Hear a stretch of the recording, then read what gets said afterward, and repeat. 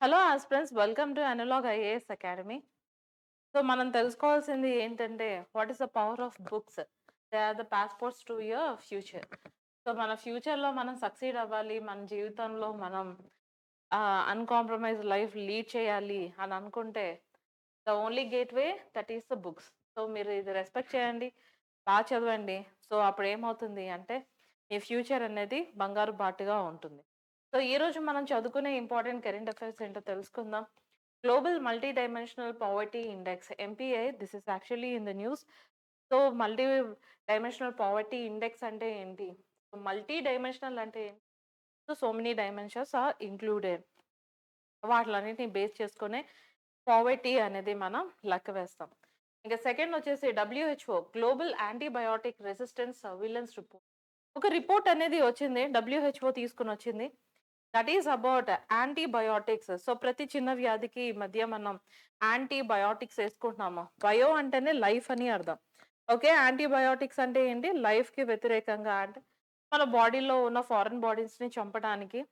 So at times antibiotics are extremely important. కానీ ప్రతి చిన్న వ్యాధికి యాంటీబయోటిక్స్ వేసుకోవటం మంచిది కాదు. సో దానికి సంబంధించిన ఒక రిపోర్ట్ అనేది వెలువడింది. దీన్ని చదువుకుందాం. Zombie Deere disease. సో ఇది మనకేంటి? జింకలకొచ్చే ఒక డిసీజ్. దీని గురించి గూడా మనం చదువుకుందాం. ఇక next MAM-O1. So it is monoclonal antibody against malaria. So మనకి science and technology, that to health sector నుంచి చాలా ఆర్టికల్స్ వస్తున్నాయి. సో దీని గురించి మనం చదువుకుందాం. ఇంకా INS Vikrant, Indian naval ship Vikrant. So ఇది మనకి ఫస్ట్ ఇండిజీనియస్ ఎయిర్ క్యారియర్. ఇది మనకి న్యూస్‌లో ఉంది. సో దీని గురించి మనం చదువుకుందాం. ఇంకా లాస్ట్ ఆర్టికల్ వచ్చేసి bamboo plantation project for Kolam tribe. So bamboo plantation ఇంకా కోలం ట్రైబ్, ఈ రెండిటిని గురించి మనం చదువుకుందాం. ఇది మన తెలంగాణ రాష్ట్రం గురించి వస్తుంది. So without much delay, let's start the very first article of the day. This is about global multi dimensional poverty index. So multi dimensional poverty index మనకి ఇక్కడ ఏం మెజర్ చేస్తుంది అంటే, మనకి అక్యూట్ పావర్టీ. సో మనకి అక్యూట్ పావర్టీని మనకి measure చేస్తుంది అన్నమాట. సో అంటే బియాండ్ ద ఇన్కమ్. సో ఇక్కడ మనకి ఏం చేస్తుంది? ఇన్కమ్ అంటే, సో సహజంగా మనకి ఎవరైనా సరే, పూర్ పీపుల్ అంటే ఎవరైనా ఇన్కమ్ తక్కువగా ఉంటే దాన్నే మనం పావర్టీకి ఒక మెయిన్ బేసిక్ క్రైటీరియాగా మనం తీసుకుంటాం. But apart from thought, so దాని కాకుండా మనకి ఒకవేళ హెల్త్, ఎడ్యుకేషన్, లివింగ్ స్టాండర్డ్స్, వీటన్నిటిని కూడా క్రైటీరియా తీసుకుంటే ఇదొక డైమెన్షన్, ఎడ్యుకేషన్ ఒక డైమెన్షన్, లివింగ్ స్టాండర్డ్స్ ఒక డైమెన్షన్. ఇలాగ మనకి మల్టీ డైమెన్షనల్ పావర్టీ ఇండెక్స్‌ని మనం లెక్క వేయటం అనేది జరుగుతుంది. సో ఒకవేళ ఇయన్నీ తక్కువగా ఉంటాయి, అప్పుడు ఏం జరుగుతుంది? వాళ్ళు అక్యూట్ పావర్టీలో ఉన్నారని దాని యొక్క అర్థం. సో ఇది ఎవరు రిలీజ్ చేస్తారు? ఇది కూడా మనం అర్థం చేసుకోవాల్సిన ఎంతైనా ఇంపార్టెన్స్ ఉంది. దీన్ని మనకి UNDP and Oxford poverty and human development initiative. So ఈళ్ళిద్దరూ మనకి ఏం చేస్తారు అంటే, ఎంబీఐని రిలీజ్ చేయటం అనేది జరుగుతుంది. ఇక ఇది మొదటిసారిగా మనకి 2010లో ఇది లాంచ్ చేశారనమాట. హ్యూమన్ డెవలప్‌మెంట్ రిపోర్ట్ ద్వారా ఇది మనకి మొదటిసారి 2010లో మనకి లాంచ్ చేశారు. ఇక దీని ఎయిమ్ ఏంటి? So what is this aim? పోవర్టీని మనకి అనలైజ్ చేయటం. సో ఎవరు పువర్‌గా ఉన్నారు? సో వాళ్ళు ఎలా పువర్‌గా ఉన్నారు? సో వాళ్ళ డిప్రవేషన్ ఎలా జరుగుతుంది అనేది. సో ఇక్కడ మనకి ఎప్పుడైతే ఇవన్నీ అంచనా ఏస్తామో, అప్పుడు ఏం జరుగుతుంది? పాలిసీ మేకింగ్, పాలిసీ ప్లానింగ్‌లో మనకి ఇది చాలా ఇంపార్టెంట్ స్టెప్‌ని మనకి ప్లే చేస్తూ ఉంటుంది. So sustainable development goal number 1 మనకి నో పావర్టీ అని చెప్పేసి మనం తీసుకున్నాం. సో ఈ ఎస్‌డిజి 1ని మనకి నెరవేర్చడానికి మనకి ఇలాంటి ఇండిసెస్ అన్నీ గూడా మనకి చాలా ఇంపార్టెంట్ రోల్‌ని ప్లే చేస్తాయి. So key global findings MPI 2025ని ఒకసారి మనం చూసుకుంటే, సో 2025లో మనకి 1.1 బిలియన్ పీపుల్, అంటే సుమారుగా 18.3% మనకి ఎలాగున్నారన్నమాట, అక్యూట్ మల్టీ డైమెన్షనల్ పావర్టీ. అంటే హెల్త్ పరంగా వాళ్ళకి మంచి హెల్త్ లేదు. తర్వాత వాళ్ళ లివింగ్ స్టాండర్డ్స్ బాలేదు. ఎడ్యుకేషన్ కూడా వాళ్ళకి డిప్రైవ్ అయ్యి ఉన్నాయి. సో వీటన్నిటిని కూడా మనం లెక్కలో తీసుకోవాలి. ఇంకా సివియర్ పావర్టీ అనేది మనం కనుక చూసుకుంటే 43.6, అంటే 501 million of the poor. So ఇది మనకి ఏం చేస్తుంది అంటే, ఇంతమంది. సో ఈ నంబర్స్ అనేది ఎక్స్‌ట్రీమ్‌లీ ఇంపార్టెంట్. మెయిన్స్ రాయడానికి మనకి ఇంపార్టెంట్ అవుతుంది. ప్రిలిమ్స్‌లో కూడా మనకి నంబర్స్ అనేది ఇస్తూ ఉంటారు. ఇక చిల్డ్రన్ పరంగా మనం చూసుకుంటే 51, చాలా మంది చైల్డ్స్ అని చెప్పేసి అంటూ ఉంటారు. చైల్డ్స్ అని చెప్పి ఇంగ్లీష్ పదమే లేదు. ఓకే. సో చైల్డ్ అనేది సింగులర్ అయితే దాని ప్లూరల్ మనకి ఏమవుతుంది? చిల్డ్రనే అవుతుంది. సో చిల్డ్రన్‌లో మనం కనుక చూసుకుంటే 51% ఆఫ్ ద పూర్ 51% మంది poor people. So they are only 33.6% of the population. So వాళ్ళ పాపులేషన్‌లో వాళ్ళ యొక్క వెయిటేజ్ అంతా 33.6. సో ఇది మనకేం చేస్తుంది inter generational poverty. So generation వైస్‌గా ఈ పావర్టీ అనేది క్యారీ ఫార్వర్డ్ అవ్వటం అనేది జరుగుతుంది. ఇక 740 మిలియన్ పూర్ పీపుల్ అంటే మనకి ఎక్కడున్నారు? మిడిల్ ఇన్‌కమ్ కంట్రీస్‌లో ఉన్నారన్నమాట. సో ఇంకా 83% పూర్ పీపుల్ మనం కనుక చూసుకుంటే sub Saharan Africa and south ఏషియాలో ఉండటం అనేది మనకి కనిపిస్తుంది. ఇంకా నెక్స్ట్ మిగతా స్టాట్స్‌ని మనం ఒకసారి చూద్దాం. 83.5% ఆఫ్ ద పూర్ పీపుల్ వీళ్ళు మనకి రూరల్ ఏరియాలో మనకి ఎక్కువ శాతం పూర్ పీపుల్ అనేవాళ్ళు ఉంటున్నారు. సో దీంట్లో మనకి ఇన్‌ఫ్రాస్ట్రక్చర్ అండ్ సర్వీస్ గ్యాప్స్ అనేవి మనకి కనిపిస్తాయి. ఇక 80% పూర్ పీపుల్ మనకి ఎక్కడ ఉంటున్నారంటే క్లైమేట్ హజార్డ్ ఏరియాస్. అంటే ఆ క్లైమేట్ హజార్డ్ ఏరియాస్ అంటే సునామీ రావచ్చు, ఎర్త్‌క్వేక్స్ అని తీసుకోవచ్చు, ఫ్లడ్స్ అని తీసుకోండి. సో లేపోతే డ్రౌట్ ఇలాంటి క్లైమేట్ హజార్డ్ జోన్స్‌లో మనకి 80% poor people droughts, floods, heat wave risk వీటిల కారణంగా పావర్టీ వాళ్ళకి ఇంకా ఎక్కువ అయిపోవటం అనేది మనకి కనిపిస్తుంది. ఇంకా మనకి కోవిడ్ తర్వాత మనం చూసుకుంటే పావర్టీ రిడక్షన్ అనేది స్లో అయింది. ఎందుకంటే కోవిడ్ టైమ్‌లో చాలా మందికి ఉద్యోగాలు లేకుండా పోయాయన్నమాట. So reversing gains due to inflation. Inflation కారణంగా క్లైమేట్ షాక్స్, కాన్‌ఫ్లిక్ట్స్ వీటన్నిటి కారణంగా ఇది మనకి కనిపించడం అనేది కనిపిస్తుంది. ఇంక ఇండియాలో మనకి మల్టీ డైమెన్షనల్ పావర్టీ ఇండెక్స్ ఎలాగ వర్క్ అవుతుందో ఒకసారి మనం చూద్దాం. భారతదేశంలో 414 మిలియన్ పీపుల్‌ని మనకేం చేశారు పావర్టీ నుంచి తీసేసారన్నమాట. 2005, 6 అండ్ 2019, 21లో మనం చూసుకుంటే ఫాస్టెస్ట్ రిడక్షన్ ప్రపంచవ్యాప్తంగా మన భారతదేశంలో పావర్టీ రిడక్షన్‌కి కావాల్సిన పాలిసీ మేకింగ్ బానే చేశారని మనకి కనిపిస్తుంది. ఇక చైల్డ్ పావర్టీ ఇంకా ఉందా అంటే యెస్, మన దేశంలో ఇంకా ఉంది. చైల్డ్ పావర్టీ ఇంకా పర్సిస్ట్ అనేది అవుతుంది. సో మనకి దీనికి కారణం ఏంటి అంటే న్యూట్రిషన్, శానిటేషన్ ఒకటి, కుకింగ్ ఫ్యూయల్ అండ్ హౌసింగ్ దీనికి మెయిన్ క్రైటీరియాగా మనం చెప్పొచ్చు. ఇక 99% ఇండియా పూర్ పీపుల్ మనకి క్లైమేట్ వల్నరబుల్ డిస్ట్రిక్ట్స్‌లో ఉంటున్నారన్నమాట. సో దీని కారణంగా మనకి పావర్టీ క్లైమేట్‌కి కూడా మనం లింక్ చేయాల్సే ఇది ఉంది. సో పావర్టీ రిడక్షన్ మనం గనుక చూసుకుంటే ప్రధాన్ మంత్రి ఆవాస్ యోజన, స్వచ్ఛ్ భారత్, ఉజ్వల, జల్ జీవన్ ఈ స్కీమ్స్ అన్ని గూడా మనకి ఇంపార్టెంట్ రోల్‌ని ప్లే చేస్తూ ఉంటాయి. ఇక ఛాలెంజెస్ మన భారతదేశంలో ఏం హైలైట్ అవుతున్నాయంటే రూరల్ పావర్టీ డామినెన్స్. 83% మనకి మల్టీ డైమెన్షనల్ పావర్టీ ఇండెక్స్ మనకి ఇది కనిపిస్తుంది. పూర్ పీపుల్ విలేజెస్‌లోనే ఉన్నారు.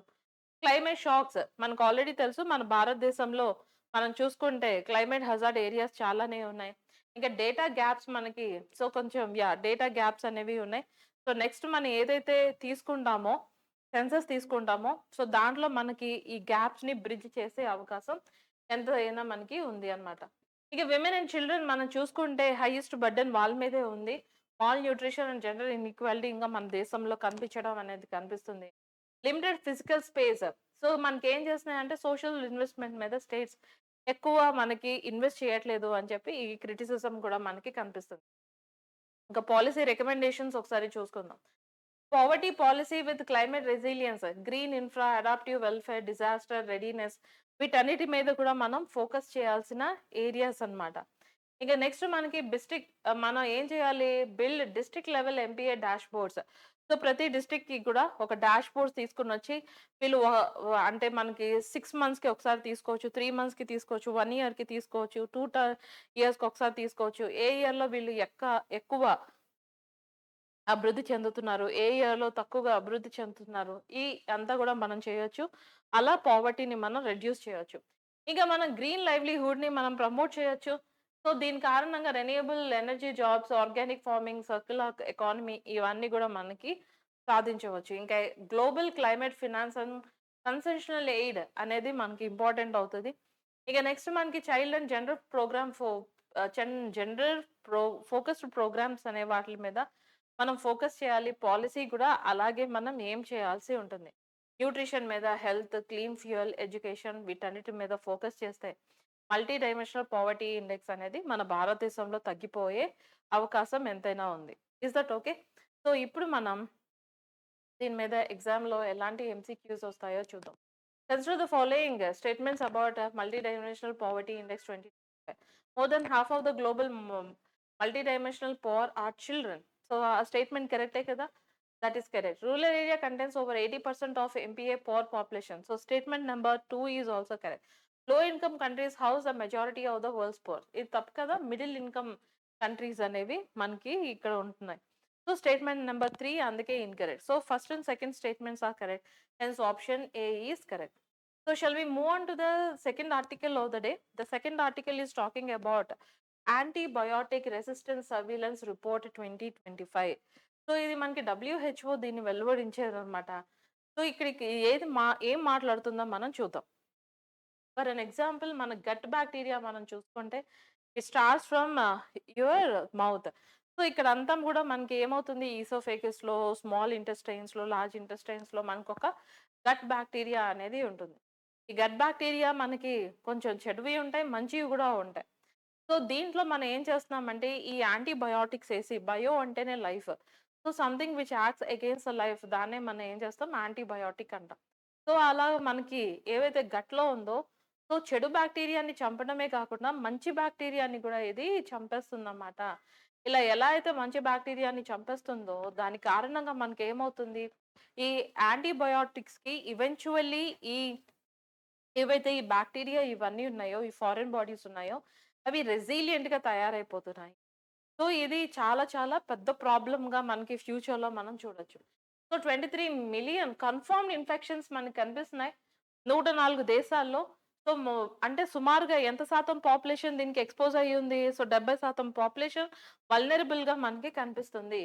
ఇంకా 8 కీ బ్యాక్టీరియాని వీళ్ళు కవర్ చేశారన్నమాట ఈ రిపోర్ట్ లో. మనం కనుక చూసుకుంటే +22 antibiotics plus stream, UTA, GA functions and గెనేరియా వీటన్నిటిలో తీసుకొని ఈ పారామీటర్స్ ని చెక్ చేసి అప్పుడే ఈ రిపోర్ట్ ని వెలువడించడం అనేది జరిగింది.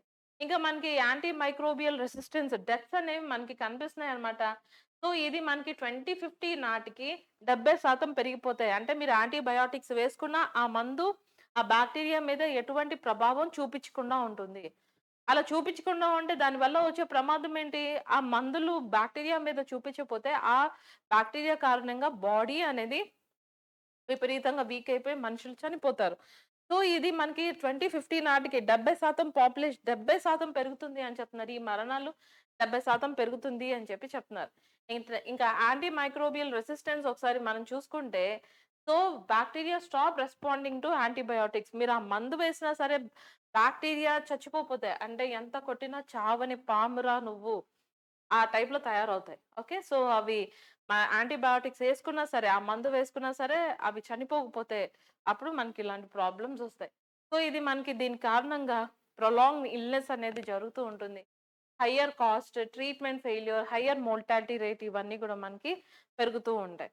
ఇంకా గ్రామ్ నెగెటివ్ బ్యాక్టీరియా. సో ఏంటివి అవి మనకి ఈకోలి, క్లెబ్సిలియా, ఇంకా అసిటోబాక్టర్ ఇలాంటియన్నీ గూడా ఇంకా విపరీతంగా ఆల్రెడీ ఇవి చాలా డేంజరస్సే.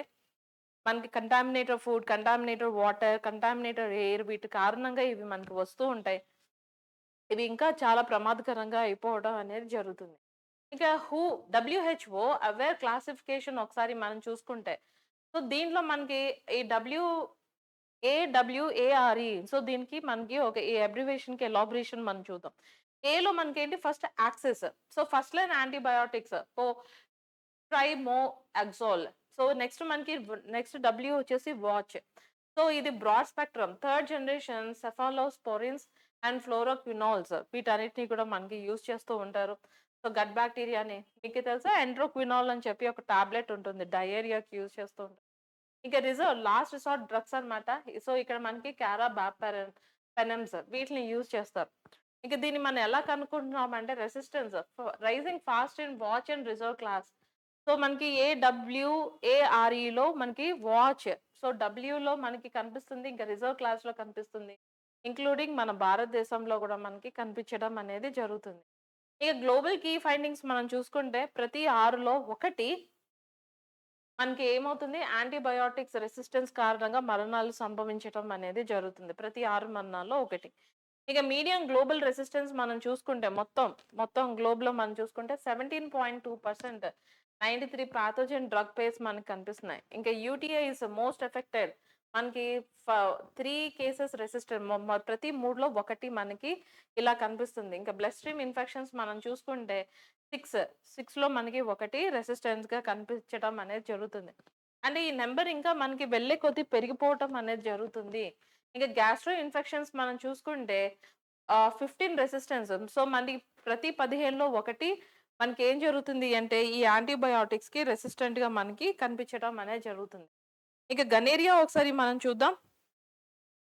గనేరియా మనకి తెలుసు కదా! It is actually A sexually transmitted disease.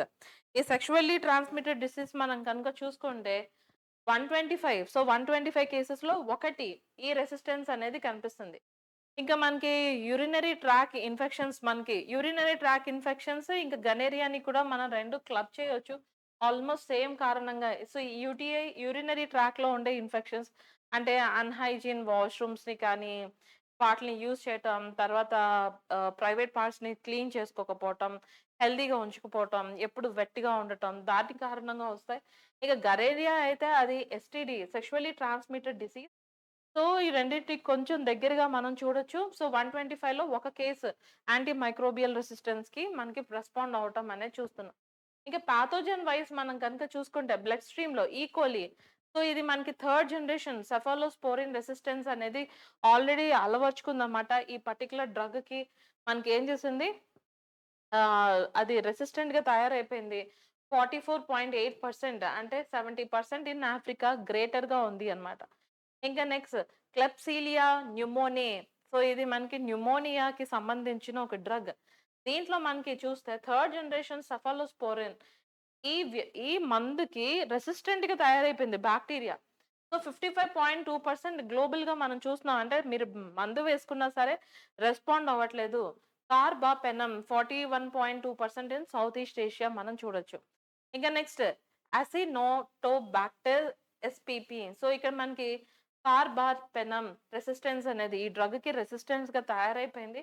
ఎంత శాతం? 54.3% అంటే ఇది మనకి హాస్పిటల్ క్లస్టర్స్‌లో 71% మనకి కనిపిస్తుంది అన్నమాట. ఇంకా నెక్స్ట్ ఎంఆర్ఎస్ఏ. సో, ఎంఆర్ఎస్ఏలో మనం కనుక చూసుకుంటే ఎస్‌డిజి మనకి సస్టైనబుల్ డెవలప్‌మెంట్ గోల్‌లో మనకి హెల్త్ కూడా ఒక ఇంపార్టెంట్ పారామీటర్ కదా! సో, 23.2% మనకి కనిపిస్తుంది. దీని కారణంగా డెత్ బర్డెన్ ఎంత ఉంటుందో ఒకసారి మనం చూద్దాం. బాక్టీరియల్ ఇన్ఫెక్షన్స్ కారణంగా మనకి 7.7 మిలియన్ డెత్స్ ఇది మనకి 2021 డేటా చెప్తుంది. ఈ వైరస్ కంటే బాక్టీరియా కారణంగా చనిపోయే వాళ్ళు చాలా తక్కువ మంది. ఓకే. సో, వైరస్ కారణంగా వైరల్ ఇన్ఫెక్షన్స్ కారణంగా చనిపోయే వాళ్ళు మనకి చాలా ఎక్కువ మంది మనకి ఉంటారు. కొన్ని బాక్టీరియాకి ఏమవుతుంది అంటే, సో, కొన్ని మందులు అనేవి మనకి ఆల్రెడీ కనుక్కున్నారు.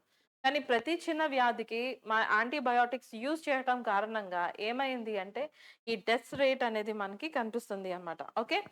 So, next bacterial infections cause 7.7 million deaths. ఇంకా ఏఎంఆర్ మనం కనుక చూసుకుంటే అంటే యాంటీ మైక్రోబియల్ రెసిస్టెన్స్. ఆ ఎంఆర్ఎస్ఏ అంటే కూడా మనం ఏం చెప్పొచ్చు అంటే మెథిసిలిన్ రెసిస్టెంట్ సో స్టెఫిలాకోకస్ ఆరియస్ అని చెప్పేసి చెప్తారనమాట. అది ఒక వ్యాధి. So, it is a type of bacteria. That is one type of bacteria. So, మనకి యాంటీ మైక్రోబియల్ రెసిస్టెన్స్ మనం చూసుకుంటే 4.71 మిలియన్ డైరెక్ట్‌లీ కిల్డ్ 1.14 బిలియన్ పీపుల్‌ని మనకి చంపేయటం అనేది కనిపిస్తుంది. ఇంకా మనకి ఏఎంఆర్ ఈ యాంటీ మైక్రోబియల్ రెసిస్టెన్స్ కారణంగా మనకి ఏమవుతుంది అంటే సైలెంట్ పాండమిక్ ఇది మనకి ఇమ్మీడియేట్‌గా మనకు కనిపించట్లేదు కానీ, ఇదొక సైలెంట్ పాండమిక్‌గా మనకు కనిపిస్తుంది. చాలా మంది దీని కారణంగా చనిపోతున్నారు. ఇంకా ట్రెండ్స్ చూద్దాం. 2018 2023లో ట్రెండ్స్ మనం చూసుకుంటే, సో, ఈ రెసిస్టెంట్ కాంబినేషన్స్ అనేది 40% మనకు పెరిగింది పాథోజన్ పేస్ కారణంగా. సో, ఇంకా surveillance participation class quadruple since 2016 అంటే ఇంకా సర్విలెన్స్ తీస్తే మనకి ఇంకా కనిపించే ప్రమాదం అనేది ఉంది. సో, ఇంకా హెవీ షిఫ్ట్ టువర్డ్ రిజర్వ్డ్ డ్రగ్స్‌కి మనం మూవ్ అవుతున్నాం అన్నమాట. Instead of taking antibiotics for every small cause. ఇక రీజనల్ ప్యాటర్న్స్ మనం చూసుకుంటే south east Asia and eastern మెడిటేరియన్‌లో ప్రతి 3 ఇన్ఫెక్షన్‌లో ఒకటి ఏఎంఆర్ కారణంగా మరణాలు సంభవిస్తున్నాయి. హైయెస్ట్ మనకి south east Asia and eastern మెడిటేరియన్‌లో కనిపిస్తున్నాయి. ఇంకా ఆఫ్రికాలో మనకి 70% కంటే ఎక్కువ ఈకోలి అండ్ న్యూమోనియా దీని కారణంగా న్యూమోనియా వ్యాధి వస్తుంది. దీని కారణంగా మనకి ఫుడ్ పాయిజన్ ఇలాంటియన్నీ జరుగుతూ ఉంటాయి. ఈకోలి కారణంగా. డయేరియా ఇవన్నీ జరుగుతాయి. యూరోప్‌లో మనం కనుక చూసుకుంటే ఫర్ ఎవ్రీ 10 ఇన్ఫెక్షన్స్ ఒకటి ఏఎంఆర్ కారణంగానే మరణాలు సంభవిస్తున్నాయి. ఇంకా ఎల్ఐఎంఐసీస్ ఇంక్లూడింగ్ ఇండియా అంటే అవి ఒక బాక్టీరియా అండి. Okay. So, it has a very lengthy pronunciation. So, మనకి unregulated antibiotic use and poor diagnostics కారణంగా ఈ వ్యాధులు సంభవించటం అనేది జరుగుతుంది. సో, ఒకసారి మీ అభిప్రాయం తెలియచేయండి. సో, మనం ప్రతి చిన్న వ్యాధికి యాంటీబయోటిక్స్ ఏసుకోవటం కరెక్టా? ఇన్‌కరెక్టా? ఒకవేళ వేసుకోపోతే ఆ వ్యాధిని అసలు ఎలా తగ్గించుకోవాలి? Instead of doing all these things prevention is better than cure. That thing we always need to understand.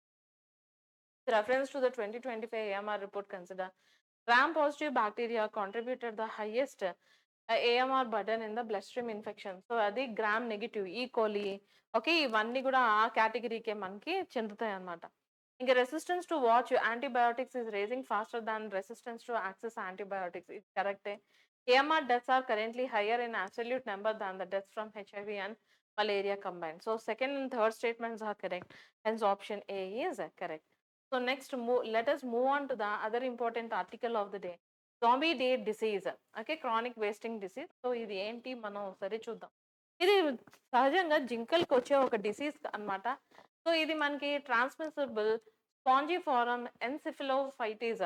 So ఇది మనకి ఒక జింక నుంచి ఇంకొక జింకకి మనకి ఈ వ్యాధి స్ప్రెడ్ అవుతుంది అన్నమాట. దీన్నే మనం మ్యాడ్ కౌ డిసీజ్ అంటాం. క్రూస్ఫెల్డ్ జేకబ్ డిసీజ్. దీన్ని మనకి హ్యూమన్స్ లో వస్తే క్రూస్ఫెల్డ్ జేకబ్ డిసీజ్ అని చెప్పేసి అంటాం. సో, ఇది మనకి మొదటిసారి 1960లో యూఎస్ఏలో కొలరాడో అనే స్టేట్‌లో ఇది ఫస్ట్ టైమ్ డిటెక్ట్ చేశారు. ఇప్పుడు ప్రస్తుతం మనకి యూఎస్ఏలో 34 స్టేట్స్‌లో ఇది మనకి విస్తృతంగా ఉంది. ఇంకా కెనడా అండ్ యూరోప్‌లో కూడా ఉంది. ఇక 2025లో మనం చూసుకుంటే ఫ్లోరిడాలో ఒక కేస్ నమోదయింది అన్నమాట. ఇది ప్రస్తుతం సౌత్ ఈస్టర్న్ యూఎస్ఏకి కూడా ఇది స్ప్రెడ్ అవుతుంది. ఇంకా దీని కారణంగా జింకల నుంచి మనుషులకి వస్తుందా? హ్యూమన్ ఇన్ఫెక్షన్ అనేది ఉందా? అనేది దాని మీద ఇంకా ఎటువంటి క్లియర్ ఇండికేషన్స్ అనేవి మనకి లేవు. దీని సింప్టమ్స్ యానిమల్స్‌లో మనం చూస్తే వెయిట్ లాస్ అనేది జరుగుతుంది. అదే క్రానిక్ వేస్టింగ్ అని చెప్పేసి అంటాం. సివియర్ వెయిట్ లాస్ అనేది జరుగుతుంది. అన్‌కోఆర్డినేటెడ్ అండ్ స్టాగరింగ్ మూవ్‌మెంట్. మనం ఒకవేళ నడుస్తూ ఉంటే సో, ఒక కోఆర్డినేషన్ ఉంది. తల, చేతులు, కాళ్ళు అని చెప్పేసి. ఒకవేళ కోఆర్డినేషన్ లేదంటే అనుకోండి, కాళ్ళు ఒక టైప్ నడుస్తూ ఉంటే, బ్రెయిన్ ఇంకొక ఇండికేషన్ ఇచ్చి, చేతులు ఇంకొకలాగా నడుస్తాయి. దాన్ని అన్‌కోఆర్డినేటెడ్ మూవ్‌మెంట్ అంటాం. వైల్డ్‌లో యానిమల్స్ బతకలేవు ఇలా కనుక ఉంటే. ఇంకా loss of fear of humans. Okay. Drooling ఎప్పుడు నోటి నుంచి చొంగ కార్చుకోవటం, లెథర్జీ విపరీతమైన నీరసం, blank stare, zombie like behaviour అనేది. జాంబీస్‌ని మీరు చాలా మూవీస్‌లో జాంబీ అనేది నిజంగా ఎగ్జిస్టెన్స్‌లో ఉండదు. కానీ జాంబీస్‌ని మీరు కనుక చూసుకుంటే చాలా పేల్‌గా ఉంటారు కదా! అలాగా కనిపిస్తూ ఉంటారన్నమాట. ఇర్రివర్సిబుల్ ప్రోగ్రెషన్ ఇలా ఒక్కసారి ఈ స్టేజ్‌లోకెళ్తే మళ్ళీ నార్మల్‌గా అవ్వలేరన్నమాట. అది మరణాన్నే సంభవించే ప్రమాదం అనేది ఉంది. ఈ ట్రీట్మెంట్ అండ్ కంట్రోల్ కనుక చూసుకుంటే దీనికంటూ ఇప్పటి వరకు వాక్సిన్ లేదు. There is no cure available. ఇక కంట్రోల్ స్ట్రాటజీ ఏంటి? మనం how we can control surveillance ఒకటి చేయాలి. రెస్ట్రిక్టెడ్ మూవ్‌మెంట్ ఎవరికైనా ఏ జంతువులకైనా ఇలాంటి ప్రాబ్లమ్ వస్తాయి. వాటిని ఏం చేయాలి? వేరే ఏరియాస్‌కి వెళ్ళకుండా కాపాడాలి. ఎందుకంటే డ్రూలింగ్ కారణంగా కూడా ఈ వ్యాధి సంభవించే అవకాశం ఉంటుంది. కల్లింగ్ చంపేయాలి అన్నమాట అలాంటి యానిమల్స్‌ని. So, public advisories. సో, అందరికి ఒక అవేర్‌నెస్ అనేది క్రియేట్ చేయాలి. ఇంక ఇది ఎందుకు మ్యాటర్ అంటే prion diseases are incurable and environmental persist. ఇలాంటి డిసీజెస్ అనేవి క్యూర్ అనేదే లేదు వీటికి. Zoonotic spill over potential future public risk అనేది ఉంది. జంతువుల నుంచి మనుషులకి సంభవించే వ్యాధుల్ని జూనెటిక్ డిసీజెస్ అని చెప్పేసి అంటారు. ఇంకా మనకి మన భారతదేశంలో మనం చూసుకుంటే వన్ హెల్త్ అప్రోచ్ అనేది మనం తీసుకొని రావాలి. Human plus wild life and environment interaction అన్నిటిని కవర్ చేసేలాగా వన్ హెల్త్ ప్రోగ్రామ్ అనేది మనకి తీసుకొని రావాలి. సో, దీని మీద మనకి ఎగ్జామ్‌లో ఎలాంటి ఎంసీక్యూస్ రావచ్చో ఒకసారి చూద్దాం.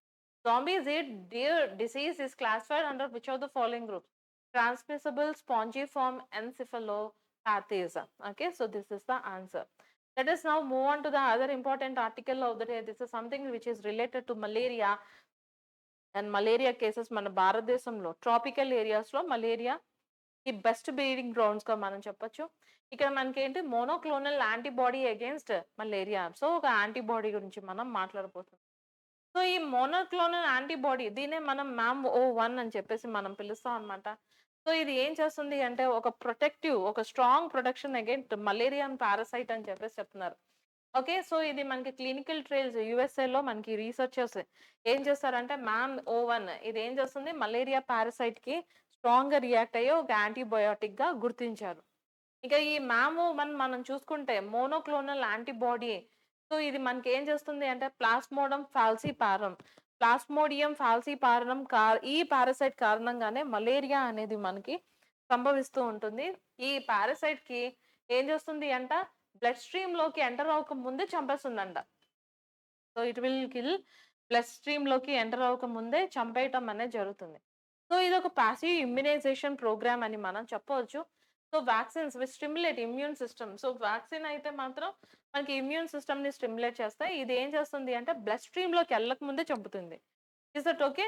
సో మనకి it is developed by university of Maryland. So ఇది మనకి university of Maryland school of medicine centre for vaccine development global health యూఎస్ఏలో వీళ్ళు ఇది ఏం చేశారు అంటే తీసుకొనొచ్చారు. ఇక నెక్స్ట్ మనకి దీని యొక్క ఎయిమ్ అండ్ పర్పస్ చూద్దాం. ఇమ్మీడియేట్ లాంగ్ డ్యూరేషన్ ప్రొటెక్షన్ అనేది మలేరియాకి వ్యతిరేకంగా ఇది తీసుకొనొస్తుంది. Young children, pregnant women. So obviously వీళ్ళకి ఈ వ్యాధి సంక్రమిస్తే చాలా చాలా కష్టమవుతుంది కాబట్టి. ఇంకా ఛాలెంజెస్ ఏంటి మనకి existing malarian vaccines which need multiple doses and boosters. ఇంక నెక్స్ట్ దీని యొక్క కీ ఫీచర్స్ మనం చూసుకుందాం. కీ ఫీచర్స్ మనం చూసుకుంటే టార్గెట్ సీఎస్‌పీ అంటే సర్కమ్ స్పోరోజైట్ ప్రోటీన్. సో ఇది మనకి సర్కమ్ స్పోరోజైట్ ప్రోటీన్ మీద ఇది టార్గెట్ చేసి ఇదొక క్రూషియల్ మాలిక్యూల్ ఈ పారాసైట్ అనేది లివర్ సెల్‌కి అటాక్ జరిగేలాగా చేస్తుంది. సో ఎప్పుడైతే ఈ సర్కమ్ స్పోరోజైట్ దీని మీద వర్క్ చేస్తుందో ఇది లివర్‌ని అటాక్ అవ్వకుండా కాపాడుతుంది అన్నమాట. ఇంక ఇది ఒక సింగిల్ డోసే. మల్టిపుల్ డోసెస్‌లో బాడీలోకి ఎంటర్ అవ్వేది కాదు. సో మనకి లాస్టింగ్ ఫర్ మంత్స్. ఒకసారి ఈ వ్యాక్సిన్ తీసుకుంటే మనకి మంత్స్ మనకి ఉంటుంది. ఓకే. సో వితిన్ ఎ మినిమల్ సైడ్ ఎఫెక్ట్స్. ఫేజ్ 1 ట్రయల్‌లో మనం చూసుకుంటే 38 మలేరియా నేవ్ అడల్ట్స్ ఇంకా 18-50 ఏళ్ల లోపల రాండమైజ్డ్ డబుల్ బ్లైండ్. సో వీళ్ళ మీద ప్రయోగం చేశారు. ఇది ఆల్‌మోస్ట్ సక్సెస్ అయిందని మనం చెప్పొచ్చు. ఇంకా 100% ప్రొటెక్షన్ ఎట్ హైయెస్ట్ డోస్‌లో అయితే 100% ప్రొటెక్షన్ ఇచ్చింది. దీని మీద ఇంకా సివియర్ అడ్వర్సరీస్ ఏమన్నా ఉన్నాయా? హెల్త్ సైడ్ ఎఫెక్ట్స్ ఏమన్నా ఉన్నాయంటే ఏం లేవని కనిపిస్తుంది. Dose dependent efficacy hire dose is equal to hire protection. So ఎక్కువ డోస్ తీసుకుంటే ఎక్కువ ప్రొటెక్షన్ అనేది మనకి కనిపిస్తుంది. So what is the good thing about this? దీని కారణంగా మనకేం జరుగుతుంది? మలేరియా పారాసైట్ కారణంగా మరణాలు సంభవించే అవకాశం ఇంక తొందరలో ఉండవు అని చెప్పి. ఇంకా MAM-O1 provides protection from malaria primarily through passive immunity via monoclonal antibodies. So ఇది బ్లడ్ స్ట్రీమ్ వెళ్ళక ముందు న్యూట్రలైజ్ చేస్తుంది. That's what you need to understand. Okay. ఇప్పుడు ఐఎన్ఎస్ విక్రాంత్ గురించి మనం చూసుకుందాం. So the aircraft carrier. So why this is in the news ఒకసారి మనం చూద్దాం. ఓకే. సో కాంటెక్స్ట్ ఏంటి అంటే ప్రధాన మంత్రి గారు మనకేం సెలబ్రేట్ చేశారు దివాళీ కారణంగా ఇండియన్ నేవీ.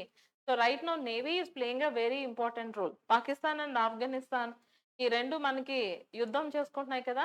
సో ఏదో ఒక టైంలో ఇండియా వార్‌లో ఎంటర్ అయితే అప్పుడు మనకి navy last time operation Sindoor అయిపోలేదు. ఇట్ ఈస్ జస్ట్ హాల్టెడ్ అని చెప్పేసి మనం చెప్పుకున్నాం. రైట్?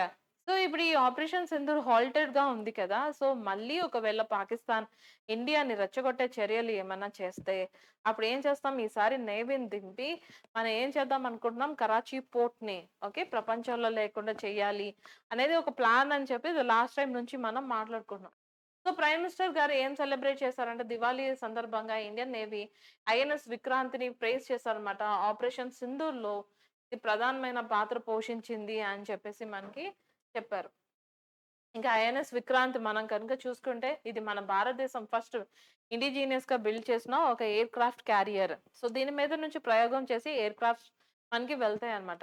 ఇది ఆత్మనిర్భర్ భారత్‌లో ప్రధానమైన పాత్ర పోషిస్తుంది. ఇక next INS Vikrant 1971 Indo Pak వార్‌లో ఇది ప్రధానమైన హీరోగా మనకి నిలుచోవడం అనేది కనిపిస్తుంది. సో దీని కమిషనర్ అండ్ బిల్డింగ్. సో ఇది మన భారతదేశంలో ఎప్పుడు డిప్లాయ్ చేసుకున్నారు అంటే 2 September 2022 at Kochi by prime minister. ఇంక దీన్ని ఎవరు బిల్డ్ చేశారు? సో మనకి కొచ్చిన్ షిప్ యార్డ్ లిమిటెడ్ వాళ్ళు ఇది బిల్డ్ చేయటం అనేది మనకి కనిపిస్తుంది. ఇంక ఇది డిజైన్ ఎవరు చేశారు? Directorate of naval design, Indian navy వాళ్ళు ఇది డిజైన్ చేయటం అనేది మనం చూడొచ్చు. ఇక ఇది ఇండిజినియస్ ఎయిర్ క్రాఫ్ట్ క్యారియర్‌గా మనకి ఇది నుంచుంది. దీని స్ట్రాటజిక్ ఎయిమ్స్ ఒకసారి మనం చూద్దాం. Blue water navy capability. So, long range missions deep in oceans. So, చాలా కాలం ఓషన్స్‌లో మనకి సస్టైన్ చేస్తుంది అన్నమాట. Sea based deterrence. So, power projection. So, Indian ocean రీజియన్‌ని మొత్తం కూడా కాపాడే ప్రయత్నం. మారిటైమ్ సర్వీలెన్స్ అనేది చేస్తుంది.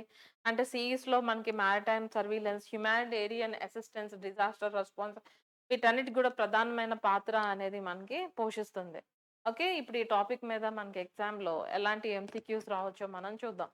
Consider the following statements about INS Vikrant. It is India's first indigenous aircraft carrier built under IAC program. That is correct. It operates under eastern naval command. It is a part of western naval command అన్నమాట. So, statement number 2 అందుకే incorrect.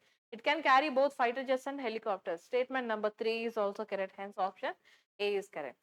So now let us understand the last article of the day, that is bamboo plantation project and Kollam tribe in Telangana. So Telangana నుంచి ఈ article మనకు వస్తుంది.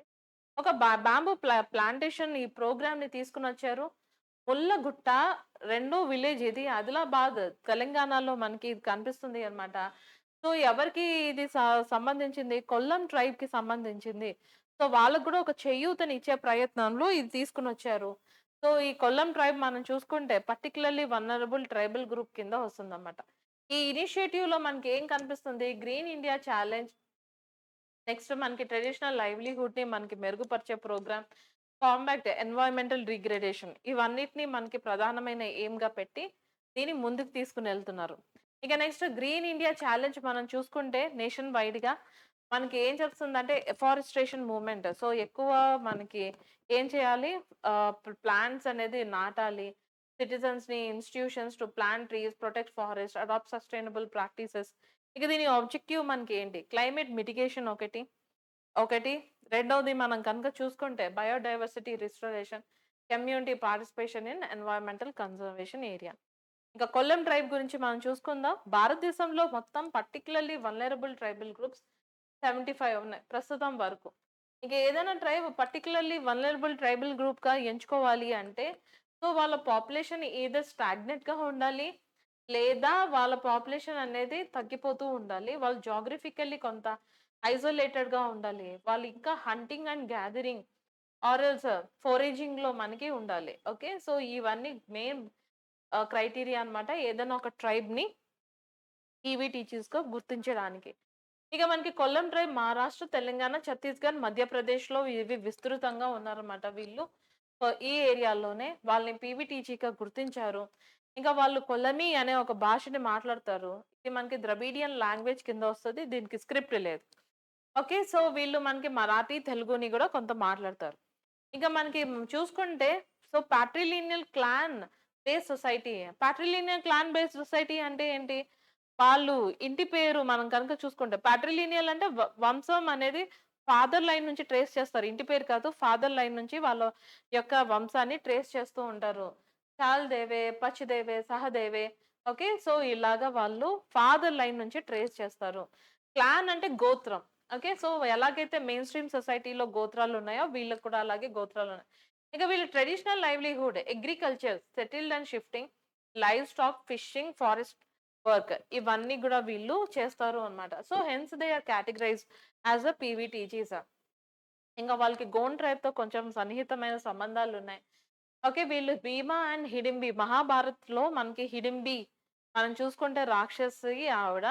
ఆవిడ భీముడిని వివాహం చేసుకోవటం, వాళ్ళిద్దరికీ ఘటోత్కచ అని చెప్పి, ఈ బేబీ పుట్టారు అని చెప్పి మనకి చెప్తున్నారు కదా! సో వీళ్ళేంటి వాళ్ళ పూర్వీకులు భీమ అండ్ హిడింబి అని చెప్పేసి చెప్తున్నారన్నమాట. ఇంకా వాళ్ళు లెవిరేట్ మ్యారేజ్ అంటే మనకి ఏమవుతుంది? హస్బెండ్ కనుక చనిపోతే అప్పుడు ఆ విడోవర్‌ని ఏం చేస్తారు? హస్బెండ్ యొక్క బ్రదర్ పెళ్లి చేసుకుంటారు. దాన్నే లెవిరేట్ మ్యారేజ్ అని చెప్పేసి అంటారు.